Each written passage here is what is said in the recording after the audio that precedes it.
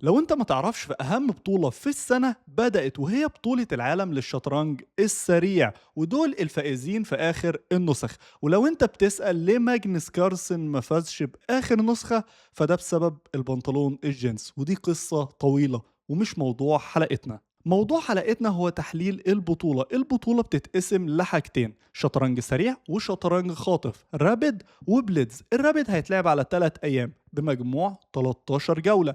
أول يوم بس هيتلعب فيه 5 جولات، ووقت تسجيل الحلقة هم دلوقتي بيلعبوا في الجولة التالتة. فتعالى أقدم لكم أجمل مباراة اتلعبت في الجولة الأولى. ومن الموقف ده بيبدأ الأكشن. مباراتنا الأسطورية بتتلعب ما بين سيرجي اللي بيلعب بالقطعة البيضاء بتصنيف 2187 اف ام من روسيا، عنده 13 سنة بس، موهبة، ضد ماكس اللي بيلعب بالقطعة السوداء بتصنيف 2537 جي ام من فرنسا. في الشكل ده كانت اخر نقله لسيرجي انه قدم البدء في جي 6، فرد عليه ماكس وقرر انه يرجع بالفيل في الاي 8 بيحمل بدء. يرد عليه سيرجي يروح واكل البدء بتشيك، فماكس يرد ويروح واكل البدء بالملك، فسيرجي يروح لاعب الروك بتاعه في جي 1. ماكس يرد في الشكل ده ويروح راجع بالفيل في الاف 8. لو انتوا لاحظتوا كل النقلات بتاعه ماكس في الموقف ده انه بيدافع وبيحمي القطع بتاعته وبيحمي الملك اللي موجود في الاف 7. بس هنا سيرجي يرد عليه ويفجرها ويجيب له نقلة من تحت الأرض، ويروح لاعب أول نقلاته البريليانت وهي فيل في الاتش 6.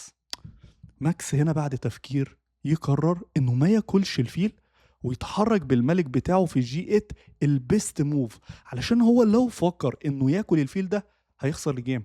عشان هرد عليك بوزير في الاف 4 تشيك على الملك، اونلي موف ليك ان انت تتحرك بالملك بتاعك في الاي 7. انت تقول لي بس حصان في سي 6 تشيك على الملك وهات الوزير. للاسف النقله دي مش هتنفع بسبب الفيل الاسطوري اللي موجود في الاي 8. طيب ايه النقله اللي هتنفع؟ اللي انا ارد عليك بوزير في الاف 6 تشيك على الملك. تعمل ايه في الشكل ده؟ ما عندكش غير مكان وحيد بس تقدر تتحرك فيه، الا وهو الدي 7. وساعتها رد عليك واروح واكل فيل. انت اللاعب الاسود تعمل ايه؟ لو فكرت ان انت تلعب اي حاجه، انت بتخسر بتشيك ميت في نقله واحده بس بعد ما العب الوزير بتاعي في الدي 6. الملك مش هيقدر يتحرك في اي مكان. الحل الوحيد ليك وانسب حل علشان تطول الجيم شويه اللي انت تلعب الروك بتاعك في الدي 8. وانا هنا هرد عليك واروح مضحي بالحصان، عشان انت لو اكلت بالحصان ارد عليك بوزير تتحرك بالملك، اكل الحصان بتشيك، تتحرك بالفيل، العب الوزير هنا بحضر اللي انا اقدم البيض اقدم ورق الوزير ده، وانا هنا بكسب الجيم. تمام تمام. فالمهم ماكس لقى نفسه ان هو يخش في كلام كتير ونقلات صعبه، فهو ما اكلش الفيل اللي موجود في الاتش 6 وقرر انه يتحرك بالملك بتاعه في جي 8. رد عليه سيرجي بوزير في الاف 4، طلع بالوزير بتاعه ايا كان. انا دلوقتي انا عارف ان انا ما اقدرش اكل البدأ ده بسبب حماية الفيل والملك. فهنا رد ماكس وقرر انه يحمي البدأ ده بايده واسنانه، وراح متحرك بالفيل في الجي 6. فرد عليه سيرجي وراح مقدم البدأ في الاتش 5 بيهدد انه ياكل الفيل.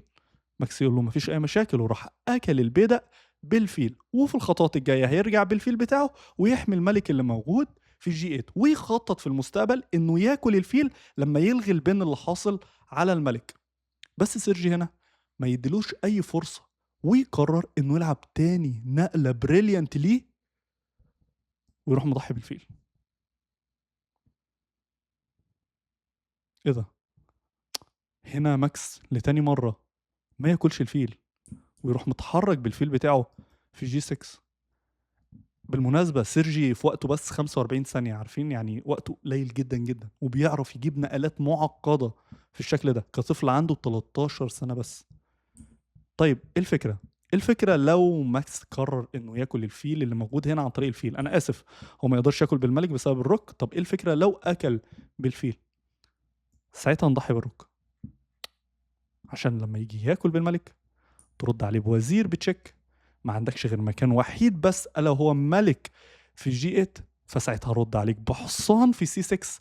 هات الوزير، والاهم من كل ده هات التشيك ميت في نقله واحده بس.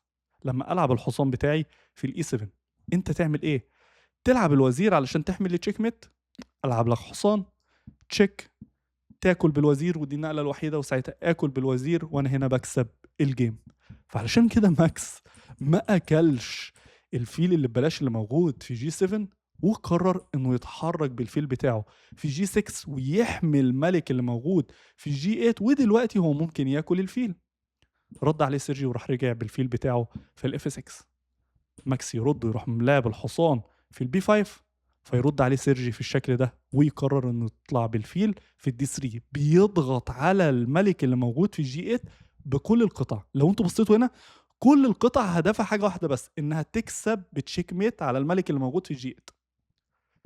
هنا رد ماكس وراح أكل الحصان اللي موجود في الD5 بسبب النقلات المخيفة اللي كانت موجودة زي النقلة هنا أو حتى نقلة هنا وضغط كبير على المَلِك اللي موجود في G8. فهنا سيرجي ما اهتمش بالحصان اللي موجود في D4 فزي ما قُلنا هو اهتمامه المَلِك اللي موجود في G8. فسيرجي رد وراح أكل الفيل. رد عليه ماكس وراح أكل بالبيدق. هنا سيرجي ما أكلش البيدق اللي موجود في G6 علشان هو عارف إن أنا لو أكلت البيدق المَلِك هيتحرك، هتعمل أي أفكار discovery check المَلِك هيتحرك وهيتحرك وهيهرب في الشكل ده، وأنت هنا مش هتعرف تكسبه بcheck mate. فعلشان كده سيرجي ما أكلش البيدق وقرر إنه يلعب الوزير في G5 وهنا ماكس قرر إنه يستسلم. بسبب إن هو ما عندوش أي حاجة يقدر يعملها. تخيل معايا إنه لو اتحرك بالمَلِك يخسر بcheck mate في نقلة واحدة بس. المَلِك ما يقدرش يتحرك في أي مكان في الشكل ده. حتى أنت لو لعبت الروك ودي النقلة بالمناسبة اللي تطوّل الجيم شوية، ساعتها أنا هارُد عليك وأروح واكل البيدق. أنت تغطي مثلًا بالروك بتاعك مثلًا هنا، ساعتها أضحي بالوزير، عشان أنت لمّا تيجي تاكل أرُد عليك وأروح واكل بcheck. تعمل إيه؟ طبعًا هنا check mate في نقلة واحدة بس. طيب هنا برضه هاروح لاعب الروك بتاعي في الH1 وباهدد اللي أنا هاكسبك بcheck mate في نقلة واحدة بس لمّا ألعب الروك بتاعي في الH8 وأنت هنا ما تعرفش توقّف الcheck mate.